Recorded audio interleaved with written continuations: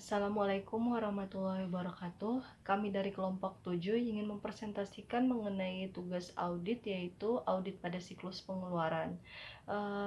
Kelompok kami di sini perannya sebagai berdasarkan kasus yang diberikan, kelompok kami perannya sebagai auditor junior, dan entitas yang kami audit yaitu PT Cilembu. Lingkup audit yaitu audit pada siklus pengeluaran. Resiko pengendalian pada PT Cilembu, dari kasus yang diberikan ditemukan ada 3 resiko. Yang pertama resiko pengendalian, kedua resiko bawaan, dan ketiga resiko deteksi. Resiko pengendalian yang pertama, ditemukannya perhitungan persediaan tidak pernah dihitungkan dari pihak ketiga. Yang kedua, fungsi pembelian digabung dengan fungsi penerimaan. Yang ketiga, pengecekan barang hanya dilakukan pada akhir minggu, bukan pada saat barang masuk. Dan yang keempat, otorisasi dilakukan oleh manajer pembelian. Selanjutnya, tidak ada otorisasi dari kepala bagian keuangan, hanya ada otorisasi pada bagian akuntansi, dan tidak ada pengecekan ulang pada harga dan kuantitas di bagian keuangan. Dan untuk risiko bawaan, ditemukannya yang pertama, perusahaan menggunakan metode rata padahal seharusnya menggunakan metode FIFO, karena persediaan ubi ini yang mudah busuk sehingga harusnya menggunakan metode FIFO. Yang kedua, manajer tidak tegas dan suka merayu, genit, dan suka gosip. Hal ini berisiko pada efektivitas pengendalian internal. Yang ketiga, auditor senior memberikan instruksi untuk memfokuskan pelaksanaan tes pada akun sediaan dengan toleransi pada kos sediaan ubi mentah dan auditor terdahulu sebesar 5%. Risiko deteksi, auditor harus menunggu hasil dari audit sediaan karena masih dilakukan observasi oleh tim audit siklus produksi. Baik, selanjutnya saya akan menjelaskan tentang program audit yang dilakukan oleh kami sebagai auditor untuk mengaudit siklus pengeluaran pada PT Cilembu.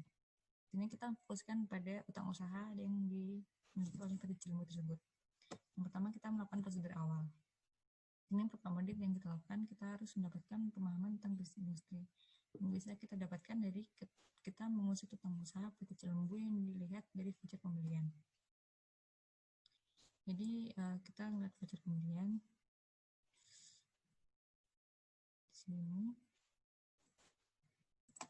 Lalu kita mendapatkan PT Cilembu selalu membeli persediaan kepada PT Pomo dan kemudian dilakukan secara kredit. Yang kedua, kita melaksanakan prosedur awal terhadap utang usaha dan catatan yang akan diuji lebih lanjut, di mana kita menjumlahkan daftar utang dan menyesuaikan dengan bukti total voucher. Jadi kita melihat bukti besar utang ini dan voucher kita jumlahkan dan kita menemukan bahwa jumlah utang pada daftar utang sesuai dengan total voucher. Yang kedua, catatan yang tersedia dari utang perusahaan hanya voucher pembelian dan buku besar utang. Yang ketiga, voucher pembayaran utang tidak ditemukan. Lalu selanjutnya kita melakukan prosedur analitis. Kita menghitung rasio, di mana kita menghitung rasio putaran utang usaha pembelian dibagi utang usaha dikali 365. Kita dapatkan angka, kita lihat dari kertas kerja di sini pembeliannya, dan total utangnya juga dari kertas kerja sini. Lalu dapatkan 349 juta dibagi 368 juta 500.000 tinggal 365, dapatnya 345.685. Lalu kita mengujian rinci transaksi. Pertama, kita menelusuri sampai terdapat transaksi utang usaha ke dokumen-dokumennya. Kita menelusuri voucher pembelian, buku besar utang, memo debit, dan informasi pendukung lain dari bukti-buktinya. Lalu voucher pembelian, buku besar utang, dan memo debit. Lalu kita menelusuri debit ke pengeluaran kas atau memo return pembelian. Kita dapatkan dari memo debit. Kita mendapati bahwa kita menemukan voucher tanggal 29 Desember sebesar 63.500.000, namun pada buku besar utang dicatat 60 juta. Lalu kita menemukan return pembelian 3.500.000 pada memo debit. Lalu kita melaksanakan pengujian persahabatan pembelian. Kita masukkan dalam kertas kerja di sini. Kita kita ambil dari bukti voucher pembelian, kita masukkan ke kertas kerja.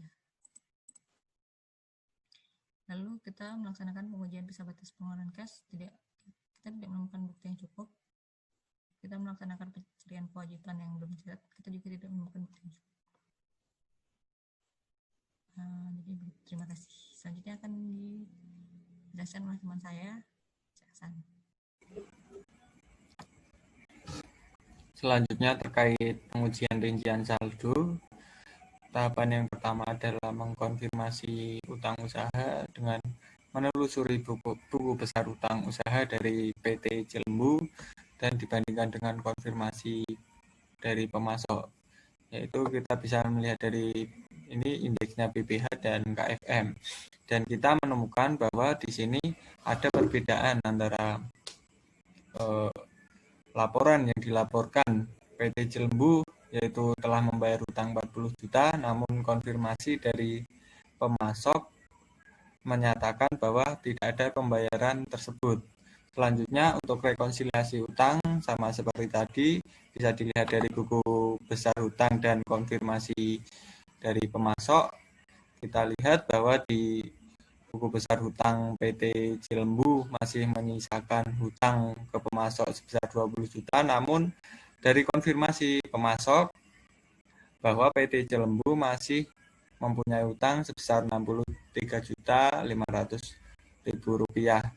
Jadi di sini ada perbedaan antara yang dilaporkan dari PT Cilembu dan juga konfirmasi dari pemasok. Untuk selanjutnya adalah penyajian dan pengungkapan. Di sini menurut kelompok kami, laporan yang dilaporkan dari PT Cilembu masih belum sesuai dengan standar PSAK, baik dari identifikasi maupun pengklasifikasiannya. Mungkin cukup sekian presentasi dari kelompok kami terkait program audit siklus pengeluaran dari PT Cilembu. Terima kasih. Wassalamualaikum warahmatullahi wabarakatuh.